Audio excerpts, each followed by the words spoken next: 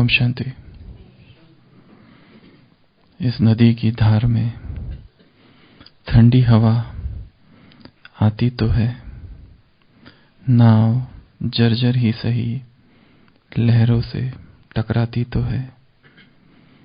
एक चिंगारी कहीं से ढूंढ लाओ दोस्तों, इस दिए में तेल से भीगी हुई बाती तो है। एक खंडर के हृदय सी, एक जंगली फूल सी आदमी की पीर गूंगी ही सही गाती तो है। एक चादर सांझ ने सारे नगर पर डाल दी, यह अंधेरे की सड़क उस भोर तक जाती तो है। निर्वसन मैदान में लेटी हुई है जो नदी, पत्थरों से ओट में जाके बतियाती तो है। दुख नहीं कोई कि अब उपलब्धियों के नाम पर और कुछ हो ना हो, आकाश सी छाती तो है। तो चाहे माया कितनी भी शक्तिशाली क्यों ना हो, और माया के प्रलोभन और माया के दांवपेच और माया के जंजाल कितने ही शक्तिशाली क्यों ना हो, कुछ भी हो, परंतु एक आशा है, एक होप, आशा की एक किरण अब भी है। चाहे कुछ भी हो परंतु आकाश सी छाती है, कुछ भी हो परंतु ये सड़क भोर तक जाती है, कुछ भी हो परंतु ये जो दर्द है, ये आवाज है, ये बोल तो रही है, गा तो रही है। चाहे कुछ भी हो, दिया बुझा है, परंतु एक चिंगारी की आवश्यकता है, और वो अगर आ जाए तो फिर से ये दिया जल जाए। नाव कितनी ही जर्जर है परंतु लहरों से टकरा तो रही है। तो पिछली बार हमने देखा था बरमुडा ट्रायंगल, किसका? रावण का। जैसे वो बरमुडा ट्रायंगल था जिसमें कोई भी नाव चली जाए या कोई भी जहाज ऊपर से जाए तो कहा गया है और देखा गया है, और विस्तार से हमने पिछली बार बहुत सारी बातें, तथ्य, कारण और विज्ञान क्या कहता है उन सब की चर्चा की थी बहुत विस्तार से। आज वो चर्चा फिर नहीं करेंगे। तो 6 ट्रायंगल, त्रिकोण, त्रिभुज हमने देखे थे, जिसमें यदि ब्राह्मण आत्मा उड़ते उड़ते ऊपर चले जाए तो लापता, गायब, या तो अपने स्टीमर नाव में बैठकर चले जाए तो गायब। कौन कौन सी वो ट्रायंगल थे? पहला आलस, प्रमाद, नींद, ये पहला ट्रायंगल था। यदि इसमें कोई चला जाए ऊपर तो गायब, या फिर लापता, या फिर गुम हो जाएगा तीव्र पुरुषार्थ से। दूसरा ट्रायंगल देखा था आकर्षण, विकर्षण और घर्षण, किसी से अत्यधिक आकर्षण हो जाना, क्योंकि जिससे आकर्षण होगा उसके विचार तो चलेंगे। इसके लिए हमारा इंटरैक्शन दूसरों के साथ स्पिरिचुअल लेवल पर हो। जब भी मैं ये सोचता हूं मुझे इनकी देखभाल करनी है, आकर्षण चालू। जब भी मैं ये सोचता हूं कि ये बहुत अच्छे हैं और मुझे इनके साथ रहना है, और ये मेरे हैं और ये मेरे अपने हैं, ये जो पॉजिटिवनेस है जैसे ही विचारों में आएगा आकर्षण चालू होगा। और यदि इस आकर्षण में कोई विघ्न डालता है तो विकर्षण होगा, संघर्ष भी होगा, घर्षण। तो दूसरा ट्रायंगल ये था, यदि इसके बीच में चले गए तो गायब, फिर पुरुषार्थ नहीं हो पाएगा, क्योंकि इसके साथ ही सूक्ष्म माया के रूप आएंगे और माया जैसे जैसे कैसे आएगी ये भी नहीं पता चलेगा। आज सुबह की साकार मुरली है, तुम अव्यभिचारी राही हो शिव बाबा के घर के। तुम अव्यभिचारी राही हो शिव बाबा के घर के। तुम परमधाम के फॉरेनर्स हो। तो फिर वो अव्यभिचारी नहीं रहेगा, उसमें कोई दूसरा आ गया। फिर मैं ये भूल रहा हूं कि ये भी आत्माएं हैं और आत्माओं पर अपना अधिकार मुझे सिद्ध करना है। इस संसार की किसी भी आत्मा पर मेरा कोई अधिकार नहीं। पति, पत्नी, बच्चे, रिश्तेदार, संबंधी सब आत्माएं हैं और अपना अपना पार्ट है। जैसे ही मैं अधिकार सिद्ध करूंगा, दुख को मैं निमंत्रण दे रहा हूं। जैसे ही मैं किसी को कहूंगा तुम मेरी हो, तुम मेरे हो, एक द्वार खुल रहा है दुख का। आकर्षण, विकर्षण, घृणा, नफरत। तुम्हें किसी से घृणा नहीं हो सकती, तुम परमात्मा संतान हो। चाहे रावण हो, कंस हो, जरासंध हो, शिशुपाल हो, जयद्रथ हो, पूतना हो, शूर्पणखा हो, दुर्योधन, दुशासन, शकुनी, कोई भी हो, मंथरा, जटाऊ, सुबाऊ, कोई भी हो, हमें किसी से घृणा नहीं। घृणा के तल पर किसी के साथ इंटरैक्शन करना आत्मिक स्थिति नहीं है। ये दूसरा ट्रायंगल। तीसरा ट्रायंगल, सी इविल, सी इविल। अच्छा, दूसरा देहभान, देहाभिमान और देह अहंकार। ये तीसरा ट्रायंगल। चौथा, see evil, talk evil and do evil. तीनों ही चीजें हम कर रहे हैं और इसमें अगर बीच में हम चले गए तो बूम, लापता, गायब, कुछ भी नहीं मिलेगा। ऐसा वो बरमुडा ट्रायंगल है। अगला डिप्रेशन। अरे हम ये डिप्रेशन, रिप्रेशन और इम्प्रेशन। किसी को इम्प्रेस करने की कोशिश कर रहे या किसी का इंप्रेशन बड़ों के सामने खराब करने की कोशिश कर रहे, दूसरों को किसी की ऐसी बातें बताना कि उसके मन में यदि उस आत्मा के प्रति अच्छे भाव थे वो हमने बिगाड़ दिए और हमें बड़ी खुशी हो रही है कि हमने कितना पुण्य का काम किया है कि उसे अज्ञान से निकालकर उसे सत्य जानकारी दे दी,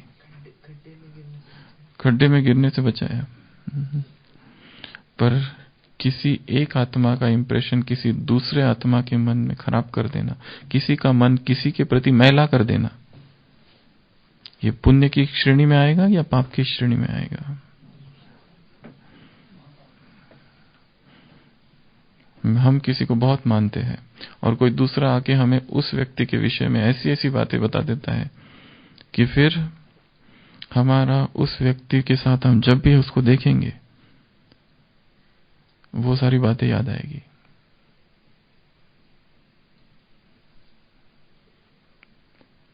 अब तक नहीं याद आती थी, अब याद आएगी। जैसे एक लकड़ा आ रहा है, उसके पास कुल्हाड़ी है, वो जंगल में जाता है, लकड़ियां काटता है और वहीं उसके घर के ही बाजू में एक दूसरा घर है, वहां एक लड़का है। वो रोज उस लड़के को देखता है और एक दिन बाजार में किसी से सुनता है वो लड़का बड़ा शरारती है और एक दिन जब घर पहुंचता है देखता है उसकी कुल्हाड़ी है ही नहीं, उस लड़के की तरफ देखता है तो उसको लगता है यही होगा और बहुत सोचने लगता है उसके विषय में। रोज देख रहा था तब नहीं सोच रहा था, आज उसकी दृष्टि ही अलग है, उसकी तरफ देख रहा है कि वो क्या करता है, कैसे करता है और उसके विषय में विचार कर रहा है। शाम तक सोचता है, फिर सोचता है अब इसको पास जाऊंगा और उसके माँ बाप से पूछूंगा और उतने में उसकी कुल्हाड़ी मिल जाती है और जब कुल्हाड़ी मिल जाती है फिर उस लड़के को देखता है कि सोचता है कितना मासूम है ये लड़का, कितना अच्छा है ये लड़का, बदल गया। इंप्रेशन, रिप्रेशन, दमन, जिसकी हमने चर्चा की थी, और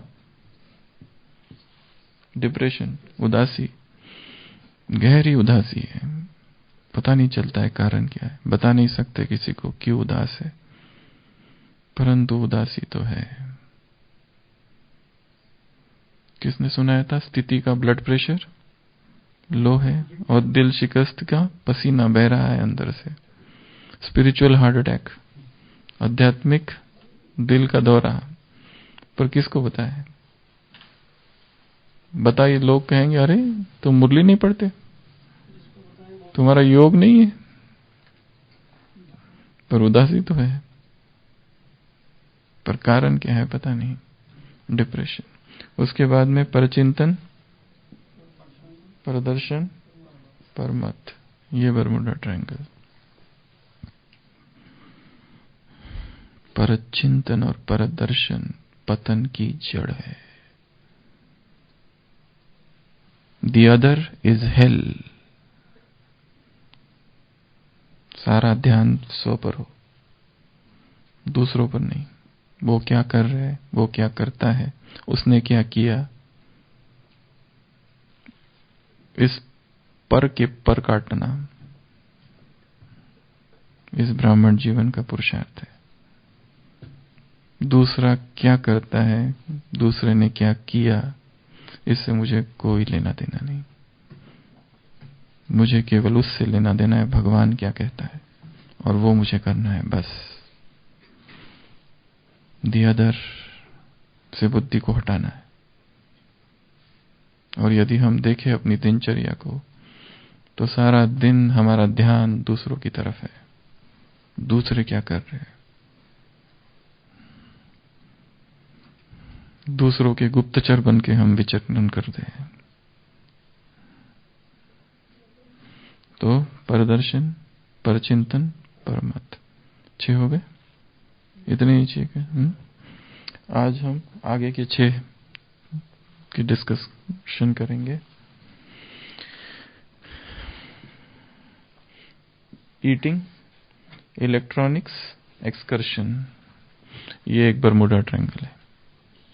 ईटिंग अर्थात भोजन, इलेक्ट्रॉनिक्स अर्थात डिजिटल वर्ल्ड, और एक्सकर्शन अर्थात घूमना फिरना, साइट सीइंग। ये भी एक जबरदस्त त्रिकोण है और न मालूम कितनी आत्माएं इसमें फंसी हुई है। ब्राह्मण बनना अर्थात भोजन ही इस जीवन का सबसे बड़ा रस और आनंद है। कल्पना नहीं की जा सकती, अगर इसको हटा दिया तो क्या हो जाएगा ब्राह्मण जीवन। सोचेंगे शायद व्यर्थ में ही ब्राह्मण बन गए, इतना भोजन का प्रभाव, भोजन की गिरफ्त में सब बंधे हैं। वैसा ही है इलेक्ट्रॉनिक्स, सेवा का सर्वोत्तम साधन है, परंतु माया का द्वार भी वही है। और तीसरा, इधर जाओ उधर जाओ, ये देखो वो देखो, घूमना फिरना। तो सबसे पहला है ईटिंग। योगी अर्थात जिसका भोजन नियमित, संयमित, मिताहार हो, कम हो। योगी अर्थात जिसके भोजन के विषय में कम से कम संकल्प हो, जो निरंतर भोजन के विषय में सोच रहा है, चिंतन कर रहा है, बनाने की तैयारी में लगा हुआ है, या बनाने में बहुत ज्यादा समय दे रहा है, या किसने बनाया और क्या बनाया उस पर नजर है, और कहां क्या बन रहा है उस पर नजर है। 24 घंटे के विचारों में आधा भाग तो भोजन के संकल्पों से है। मुरली में बैठे हैं परंतु नाश्ते का चिंतन करते ही मुख में पानी। कितना समय उसमें जा रहा है, और जो खा रहा है वो उतना नहीं खा रहा है जितना उसे चाहिए, ओवर ईटिंग हो रहा है, ओवर ईटिंग। एक स्टडी हुई है समोसा नहीं, मसाला डोसा और इडली। उस स्टडी में पाया गया जब मसाला डोसा बनता है लोग ओवर ईटिंग करते, वैसे व्यक्ति को 2 से ज्यादा नहीं खाना चाहिए, ओवर ईटिंग हो जाती है। जितनी कैलोरीज वो कंज्यूम कर जाता है, क्योंकि उसमें कोई कंट्रोल नहीं रहता है उसका। अनकंट्रोल्ड ओवर ईटिंग, ये माया का द्वार है। इसमें डायरेक्ट विकारों की प्रवेशता तो नहीं होगी, परंतु आलस, प्रमाद, एक्साइटमेंट, इंद्रियों की चंचलता और एडिक्शन और क्रेविंग। ऐसा नहीं एक बार आज खा लो फिर उस कल से नहीं खाएंगे। एडिक्शन क्रिएट करता है, क्रेविंग क्रिएट करता है, तलब, वो फिर चाहिए, फिर चाहिए, फिर चाहिए, खींचता है, झूठ बोलने में मजबूर करता है। भोजन झूठ बोलने का एक कारण है, देहभान का कारण है, टेस्ट कॉन्शियसनेस का भी कारण है। कहां तो आत्मा अभिमानी स्थिति और कहां तो भोजन अभिमानी स्थिति। टेस्ट कॉन्शियसनेस, फूड कॉन्शियसनेस, दिन रात उसी का चिंतन, ये भी माया का एक द्वार बन जाता है। योगी अर्थात रसों को जिसने जीता है, और सारा खेल यहां तक है बस टेस्ट का। इसके बाद यहां चले जाए, वो नाक में नली डालते हैं ना मेडिकल में, राइल्स ट्यूब, उसको पूछो क्या टेस्ट है, कोई टेस्ट वेस्ट पता नहीं उसे। टेस्ट की गुलामी, बहुत कम आत्माएं इससे निकली है, क्योंकि जैसे काम विकार है, 2500 साल से बंदी गृह में बंद करके रखा है, टेस्ट के बंदी गृह में भी 2500 साल से आत्मा बंधन में है।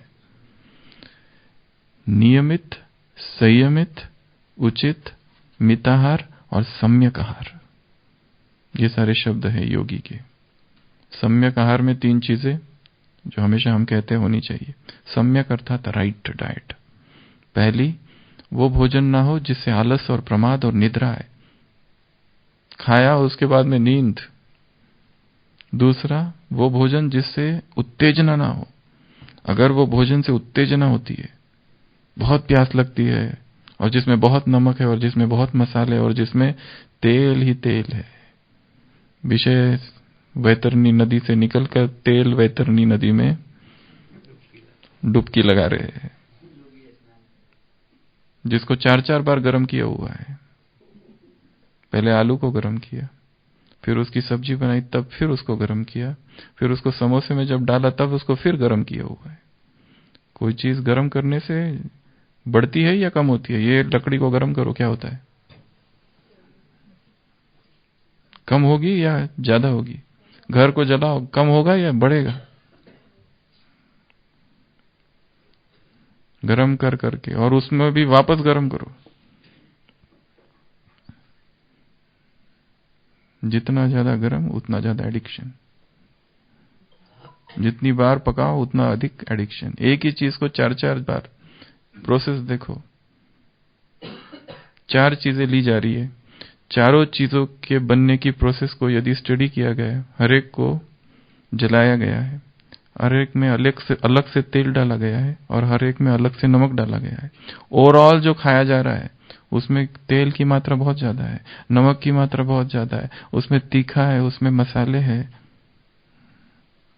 और वो एडिक्टिव है, वो खींचने वाला है।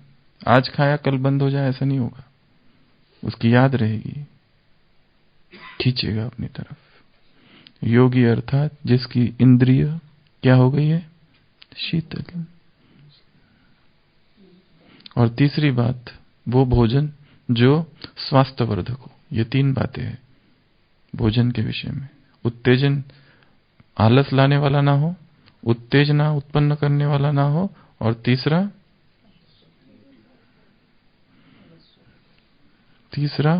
स्वास्थ्यवर्धक हो, नरिशिंग फूड।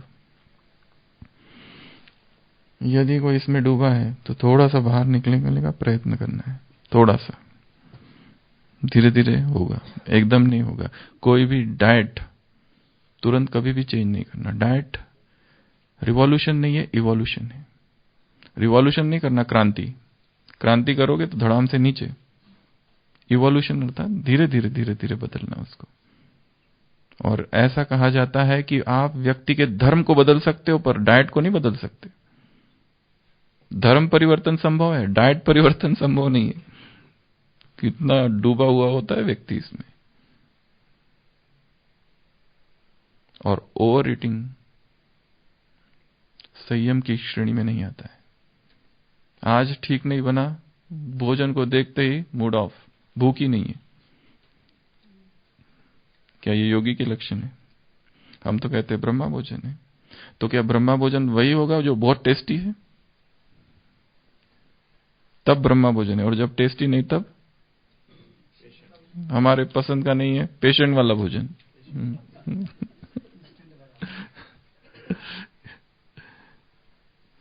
स्टडी करना है अपने भोजन की भी, नहीं तो वही माया का एक द्वार है। दिन रात उसी का चिंतन, दिन रात वही सोच, दिन रात excitement, taste consciousness, body consciousness, craving और बीमारियां। बाबा की याद में बनाने वाले और खाने वाले बहुत ही गिने चुने हैं।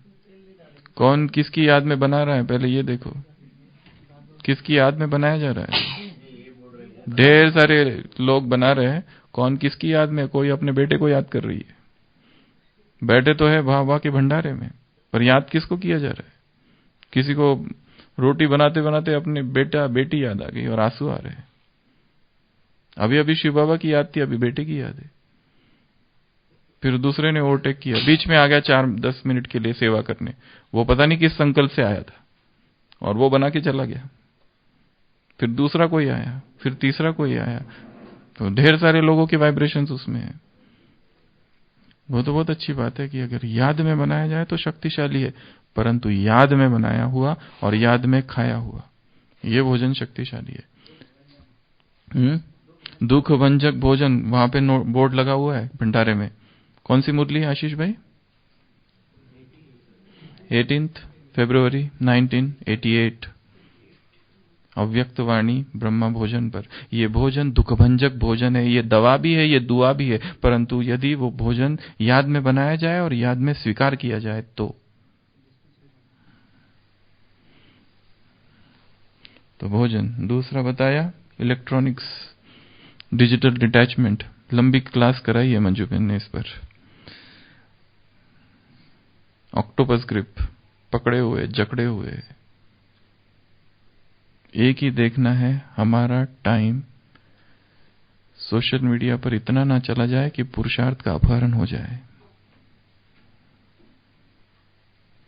हाईजैक करके ना ले जाए हमारा पुरुषार्थ ये डिजिटल वर्ल्ड। और एक समय ये नहीं रहेगा, ये भी सोच के रखना है। एक समय आएगा कुछ भी काम नहीं करेगा।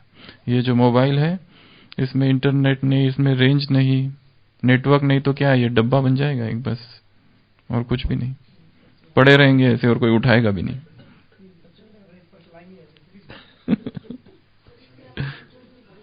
बच्चों को सबसे पहले बच्चों के हाथ में ये चला गया मतलब गए, वो क्या देखेंगे? पेरेंटल कंट्रोल होता है एक, वो इंस्टॉल करना चाहिए। बड़ों बच्चों को पहले से ही ऐसी ट्रेनिंग देनी चाहिए, नहीं तो बचपन से ही अगर उनको छोड़ दिया, गिफ्ट्स में फर्स्ट आया, गिफ्ट्स में मोबाइल विद इंटरनेट फ्री। और जितना जो इंटेलिजेंट बच्चे होंगे उनके लिए और खतरा है, क्योंकि बच्चों में क्यूरियोसिटी होती है और curiosity will destroy them. Curiosity में जानना चाहते क्या है क्या है क्या है क्या है क्या है, हर चीज को जानना चाहते, हर चीज को समझना चाहते। जितने पेरेंट्स है बीके, उन सब की एक ही समस्या है, ये बच्चों का क्या करे। स्कूल वालों ने कंपलसरी किया, इसलिए उसको हम ट्रेनिंग ही ऐसी दे कि उसको क्या पढ़ना है, उसकी रुचि किस में है। जैसे हम उसको पहले से ही डेवलप करें उसका interest, reading motivational books, listening motivational audios, videos, उसका इंटरेस्ट ही चेंज कर दे, ताकि जब वो उसके हाथ में रहे तो वो देखे ही वो सारी चीजें, वो पढ़े ही वो सारी चीजें, सुने ही वो सारे गीत, संसार के गीत के प्रति उसको अरुचि हो जाए, इंटरेस्ट ही ना हो। उसको ट्रेनिंग ही बचपन से ऐसे, घर का वायुमंडल ही ऐसा बना दे। माँ बाप ये दोनों भाग रहे हैं, 8 घंटा नौकरी कर रहे हैं, बच्चों की तरफ ध्यान ही नहीं। और वो बच्चे अपने दोस्तों के साथ, और बहुत इंटेलिजेंट है और बहुत शार्प है, और सेंटर पर भी कभी कभी आते हैं, परंतु शार्प है अर्थात इधर भी ढूंढने में शार्प रहेंगे, फिर खोज में भी शार्प रहेंगे, विकारों की खोज करेंगे, है क्या, क्यूरियोसिटी, जानने की कोशिश करेंगे, और वो जानना ही बर्मुडा ट्रायंगल में फंसना है। इसलिए to be a parent is the greatest responsibility. बहुत बड़ा दायित्व है, बहुत बड़ी रिस्पॉन्सिबिलिटी है, क्योंकि हम जो करेंगे हमें देखकर वो बच्चे करेंगे। जैसे वायुमंडल होगा घर का, वैसा ही वो करेंगे। हाँ, वो एक दूसरी बात है कि उसका क्या भाग्य है, ये भी हमें याद रखना है कि वो अपना भाग्य लेकर आया, उसका अपना पार्ट है। Your children are not your children, they are from you but not for you. Khalil Gibran की कविता है कि तुम्हारे बच्चे तुमसे है पर तुम्हारे लिए नहीं है। इसके लिए ये भी ध्यान रखना कि उनका अपना पार्ट है, उनका अपना भाग्य है, वो आत्मा है, वो कोई मेरा उस पर कोई लेना देना नहीं है, नहीं तो ट्रैप है ये। तो इलेक्ट्रॉनिकल जितने भी डिवाइसेस है उसको थोड़ा सा ध्यान से, आजकल लोग दिन रात कुछ ना कुछ भेजते रहते हैं, चलन हो गया है वो एक। और टाइम कितना जा रहा है उसमें, वेस्ट। तीसरा बताया एक्सकर्शन, पिकनिक, घूमना फिरना, यहां जाऊं वहां जाऊं, ये देखूं वो देखूं। हाँ, यदि वो हम ज्ञान युक्त रीति से कर रहे हैं तो ठीक है, पर केवल जाने का लक्ष्य है साइट सीइंग, केवल लक्ष्य, गए फोटो वीटो खींची और चले, ना तो प्रकृति का आनंद लिया, ना तो सौंदर्य देखा प्रकृति का, उससे कोई लेना देना ही नहीं है, बस हाथ रख के फोटो और चलो घर। हाँ, और बाद में दूसरों को दिखाएंगे ये हम यहां घूम के आए। इसका क्या मतलब है? It's waste, utter waste. इस चक्र से, इस चक्र तो नहीं, त्रिकोण से बाहर निकलना है, चक्र की आदत है तो इस त्रिकोण से हमको बाहर निकलना है। तो ये 7वां। उसके बाद में इफेक्ट, डिफेक्ट, निग्लेक्ट। इफेक्ट अर्थात प्रभावित हो जाना, किसी व्यक्ति से प्रभावित होना, किसी क्लास से, किसी की आवाज से, किसी के गीत से, किसी की सेवा से, किसी के गुण से, किसी के हुनर से, किसी की स्किल से, किसी की बातों से प्रभावित हो जाना, इफेक्ट आ जाना, ये ट्रैप है। कोई कितना भी अच्छा हो पर दिया किसने उसको, किसमें कितने भी अच्छे गुण होने दो, हम ये क्यों भूल रहे हो कि दाता ऊपर बैठा है। ध्यान उस दाता की तरफ हो, ना कि उस व्यक्ति की तरफ। इफेक्ट में नहीं आना है, नो इफेक्ट। और दूसरी एक चीज, परिस्थितियों के जैसी बदलती रहेगी उसका हम पर असर ना हो, हमारी अंदर से आंतरिक सूक्ष्म साधना चालू हो। अव्यक्त मास आ रहा है, विदेश में एक प्रोजेक्ट चल रहा है, अभी चालू होगा 1 तारीख से, 1 मास का या 18 दिन का शायद, कि हर घंटे में 10 मिनट विश्व को सकाश देनी है। बड़ा भारी प्रोजेक्ट है। हर घंटे में 10 मिनट्स ऑफ साइलेंस।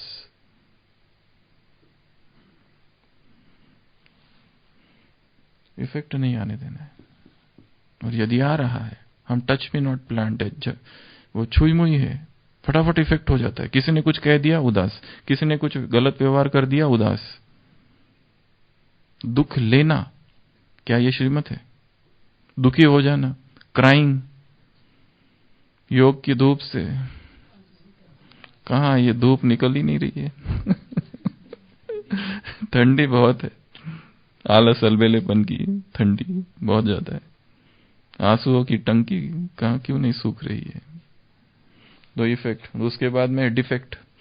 कोई डिफेक्ट अगर रह जाता है, मेरे अंदर कोई डिफेक्ट है, कोई सूक्ष्म डिफेक्ट। इसलिए यदि कोई आकर हमको क्रिटिसाइज करे और कोई करेक्ट करे तो कितना उसका धन्यवाद देना चाहिए, कितनी बड़ी रिस्क लेकर उसने वो काम किया, नहीं तो कौन हमको बताता।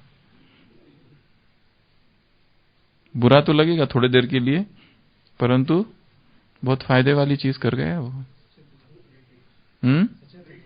फ्री टिप्स, फ्री एडवाइस, इतनी बड़ी संबंधों की रिस्क, संबंधों को दांव पे लगाकर बता के गया हमारी खातिर। कितना त्याग है ये। तो डिफेक्ट्स, अपने अंदर रही हुई सूक्ष्म कमियों को ढूंढना, ये बहुत बड़ा पुरुषार्थ है, क्योंकि हमें अपनी कमियों का पता नहीं चलता है। कोई बताए तो उस पर गुस्सा आता है। और तीसरा निग्लेक्ट, निग्लेक्ट करना, श्रीमत को, मर्यादा को भूले रहना कि मर्यादाएं क्या है। कोई एक ऐसा संबंध बना देना किसी व्यक्ति से और उस संबंध में आगे बढ़ते जाना, बातें बढ़ाते जाना, phone calls, chit chat, WhatsApp calls, talking, video calls. Video call किस लिए? चेहरा देखने के लिए, आत्मा देखने के लिए वीडियो की आवश्यकता नहीं है।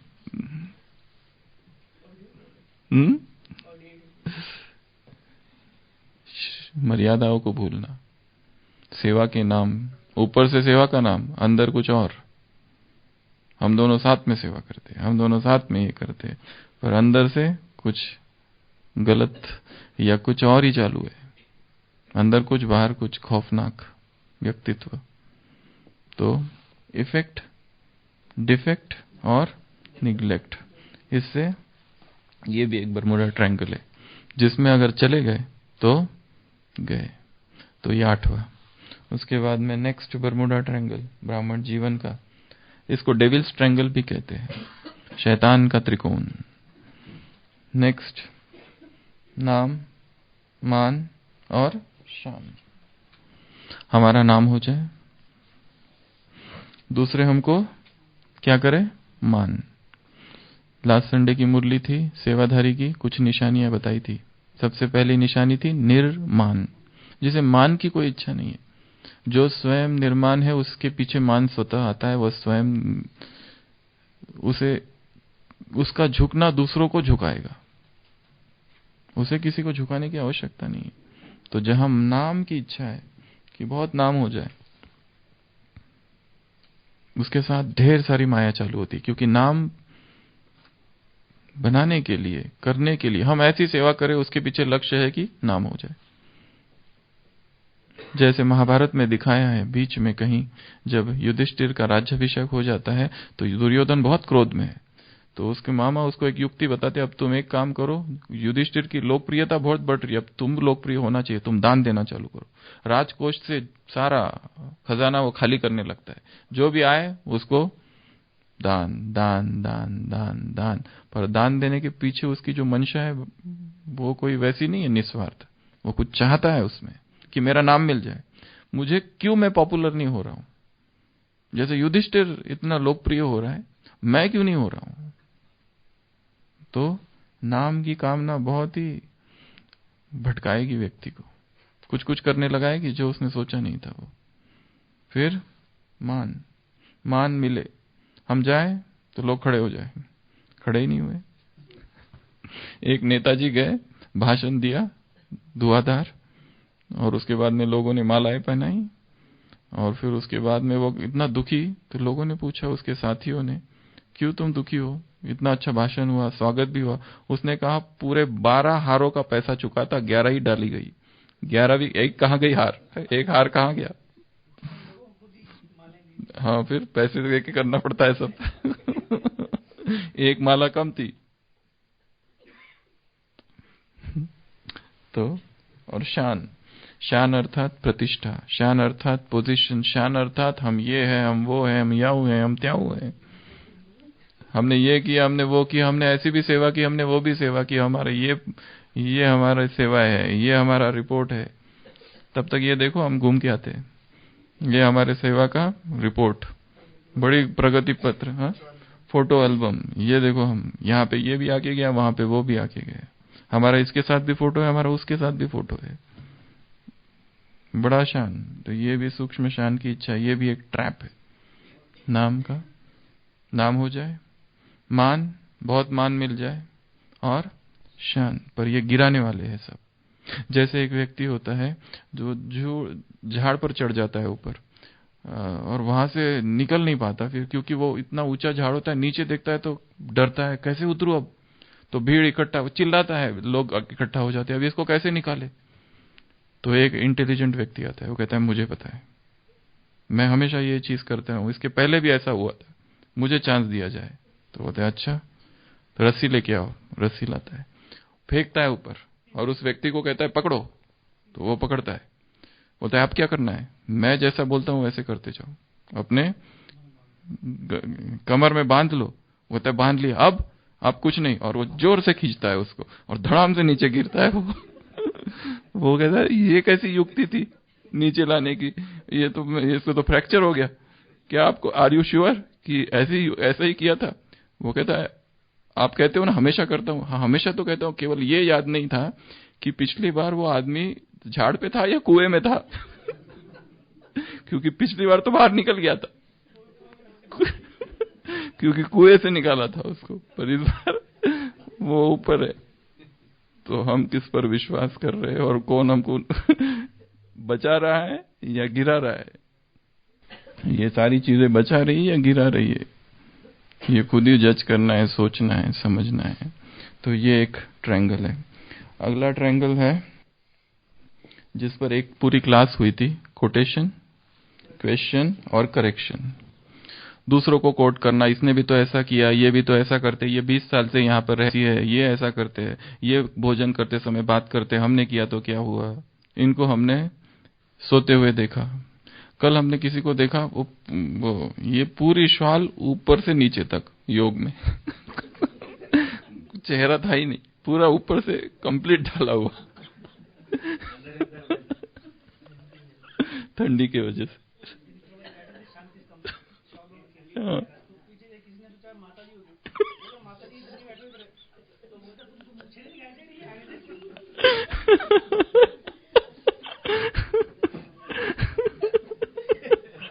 नहीं, कल हमने देखा एक पूरी शॉल ऊपर से कंप्लीट नीचे तक, कुछ भी नहीं दिखाई दे रहा था, केवल शॉल।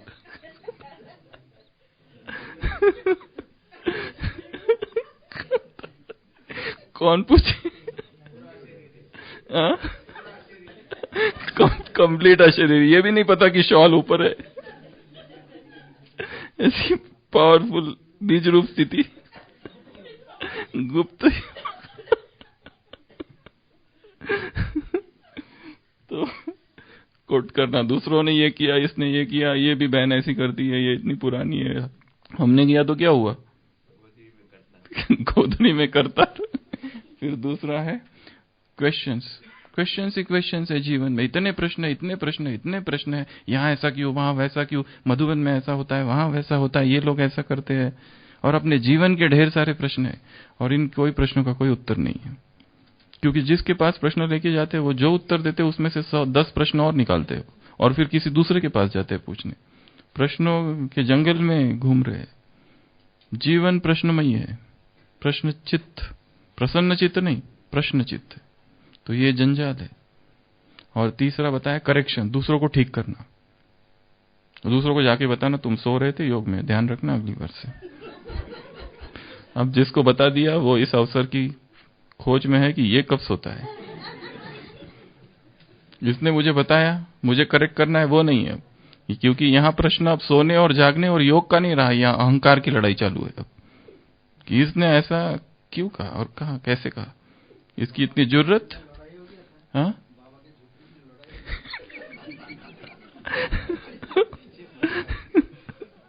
एक बार हम बैठे थे मेडिटेशन हॉल में, तो 2 भाई बैठे थे सामने, तो एक बहुत सो रहा था, तो दूसरे ने उसको एकदम डांटा, उठ एकदम। तो वो डांटने के बाद वो एकदम जागा, और वो तो थोड़ी देर के बाद जिसने जगाया था वो सो गया। फिर अब मजा आया इसको, अब तुम जागो, बदला पूरा हुआ ना, मुझे जगाते हो। तो कोटेशन, दूसरों को गलत कोट करना, और दूसरों को क्वेश्चन से जीवन भरा हो, और तीसरा करेक्ट करना, दूसरों को करेक्शन करने की हमको कोई जरूरत नहीं, और दूसरों को करेक्ट करना भी है तो उसकी बहुत बड़ी विधि है। 4 स्टेप्स अव्यक्त वाणी। पहला, खुद स्वमान में स्थित हो जाओ, फिर दूसरा, उसको स्वमान में स्थित कराओ, फिर तीसरा, उसकी महिमा करो, और फिर शिक्षा दो। सीधा हल नहीं चलाओ। पेशेंस तो चाहिए। नहीं, हमको कुछ करना ही नहीं, हर एक का पार्ट है, सोने तो जिसको सोना है। बाद में हम समय देखकर उचित समय पर बताना है, क्योंकि किस तरह बताया जाता है वो ज्यादा इंपॉर्टेंट है, और किस समय बताया जाता है उसका मूड देखकर। अच्छा मूड है तब जाके बताओ।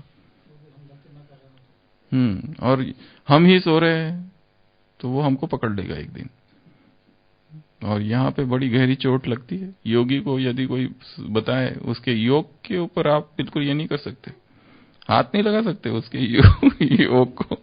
हाथ लगा दिया तो गए। तो ये एक ट्रायंगल है। उसके बाद में नेक्स्ट, इस पर भी एक बार क्लास हुई थी, मल विक्षेप आवरण। मल अर्थात इम्प्यूरिटी, विक्षेप अर्थात डिस्ट्रैक्शन, आवरण अर्थात कवरिंग। ये तीन प्रकार की माया है। मल अर्थात अगर अंतर मन में इम्प्यूरिटी है, अभी अपवित्र संकल्प आते हैं, देह के संकल्प आते हैं, देह को देखने की इच्छा होती है, देह को स्पर्श करने की इच्छा अब भी है बची हुई, देह के प्रति संपूर्ण वैराग नहीं है, देह से उपराम स्थिति नहीं है, ये इम्प्यूरिटी ब्राह्मण जीवन में पाप या अपराध की श्रेणी में है। बाकी सब ठीक है, पर यह है यदि संकल्पों में और स्वप्न में ब्रह्मचर्य का खंडन हो रहा है अब भी, जबकि समय अंतिम सांसें ले रहा है, वर्ष भी अंतिम सांसें गिन रहा है, नया वर्ष का आगमन होने वाला है, और एक काम करना है अगले 2-3 दिन में, ये पूरे साल में हमने जो गलतियां की है उसका चिंतन करना है। कौन सी गलतियां हमसे हो गई पूरे साल, 1 जनवरी 2018 से आज तक, क्योंकि यदि हमने उन गलतियों से नहीं सीखा तो नए वर्ष में फिर हम वो गलतियां करेंगे। गलतियां करना पाप नहीं है, एक बार गलती करना ठीक है, पर वही गलती दूसरी बार करना ये तो पाप है। इसके लिए वर्ष की समाप्ति है, युग की समाप्ति, इस वर्ष के युग की, नया युग चालू हो रहा है। नए युग का स्वागत हमें नए उमंग उत्साह से करना है। जिस गांव में हम रह रहे हैं उस गांव से अभी विकारों के जो गांव, व्यर्थ के जो गांव महाभारत में दिखाया है, वो शिशुपाल, जरासंध बार बार आक्रमण करता है मथुरा पर कंसवध के बाद। कृष्ण कहता है कि अभी हमें यहां से दूर कहीं जाके बसना है, द्वारिका में। सब लोग विरोध करते, अरे क्या हम कायर है? वो कहता है नहीं, हमारा मथुरा में रहने का युग अब समाप्त हुआ। मथुरा में रहने का हमारा युग समाप्त हुआ, इस विकार की नगरी में रहने का युग हमारा समाप्त हुआ, इस व्यर्थ की नगरी में रहने का युग समाप्त हुआ, इस डिजिटल शहर की गलियों में भटकने का युग समाप्त हुआ। अब नए युग की शुरुआत, नया युग आ रहा है, नया वर्ष आ रहा है, अव्यक्त मास की शुरुआत होने वाली है। आज कितना है? 29। परसों बाबा आ रहे हैं, भगवान से मिलन, नए वर्ष की शुरुआत। प्लानिंग चाहिए, एक सॉलिड तगड़ी प्लानिंग। क्या करना है? नहीं तो नहीं करेंगे प्लानिंग तो वही चीज रिपीट करते रहेंगे, वही गलतियां, वही पाप, वही अपराध, वही विकर्म, वही सूक्ष्म मर्यादाओं का उल्लंघन, और फिर पश्चाताप, फिर रोना, फिर आंसू, फिर भटकना, फिर इसको पूछ उसको पूछ। तो क्या बताया? मल को निकालना है, इम्प्यूरिटी, विक्षेप अर्थात डिस्ट्रैक्ट करने वाली चीजें, हमें अपने लक्ष्य से भटकाने वाली कौन सी चीज है? विक्षेप करने वाली। मैं जा रहा हूं, जैसे कोई पढ़ रहा है, किसी की एग्जाम है और बार बार मोबाइल भी चेक कर रहा है, मैसेज आ गया, पढ़ते पढ़ते इधर, फिर मैसेज आ गया, फिर इधर, फिर मैसेज आ गया, इधर, डिस्ट्रैक्शन है ये। जो भी पुरुषार्थ के मार्ग में विक्षेप है उनको हटा देना है। नहीं तो ये एक बरमुडा ट्रायंगल है जिसमें फंस जाएंगे। और तीसरा बताया आवरण, किसने ढक रखा है? अज्ञान ने ज्ञान को ढक रखा है, मोह ने प्रेम को ढक रखा है, वासना ने शुद्ध चेतना को ढक रखा है। इस आवरण को हटाना है, कवरिंग को, वेनियर को। तो मल, विक्षेप, आवरण। कितने हो गए? 12 हो गए? 11। एक और लास्ट फिर पूरा करते हैं।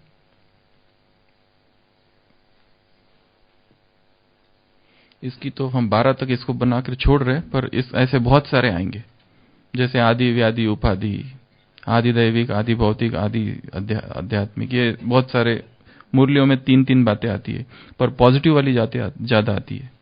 साकारी, आकारी, निराकारी, इस तरह की 3-3, सूक्ष्म वतन, मूल वतन, स्थूल वतन, 3-3 बातों की बहुत बड़ी लिस्ट है।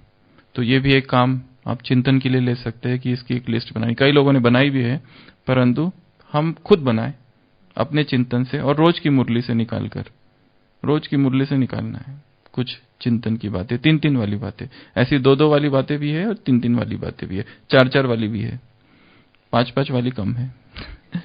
तो लास्ट जगदीश भाई की एक क्लास है, उसमें उन्होंने ये बात कही है,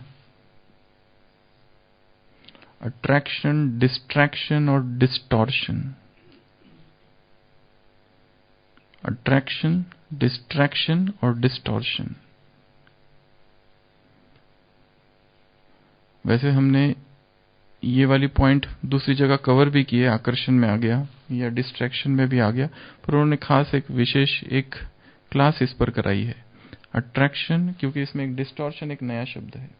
डिस्टॉर्ट करना अर्थात तोड़ मरोड़ देना चीजों को, जैसी चीज है वैसा नहीं कर देना, उसको तोड़ मरोड़ के पेश करना, जो सत्य है उसके साथ छेड़छाड़ करना,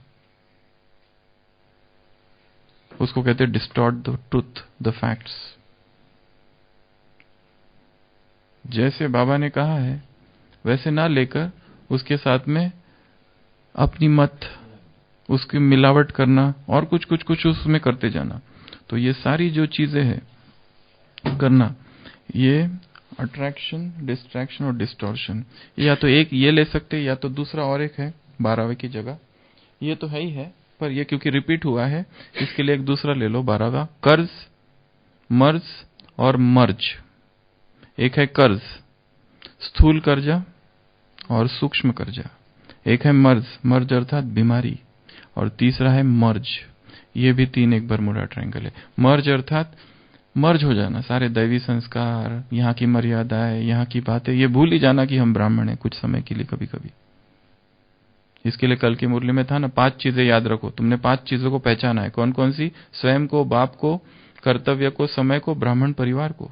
क्या वास्तव में पहचाना है? तभी सफलता मिलेगी, तभी निर्णय करने की शक्ति आएगी, क्या करना है, क्या बनना है।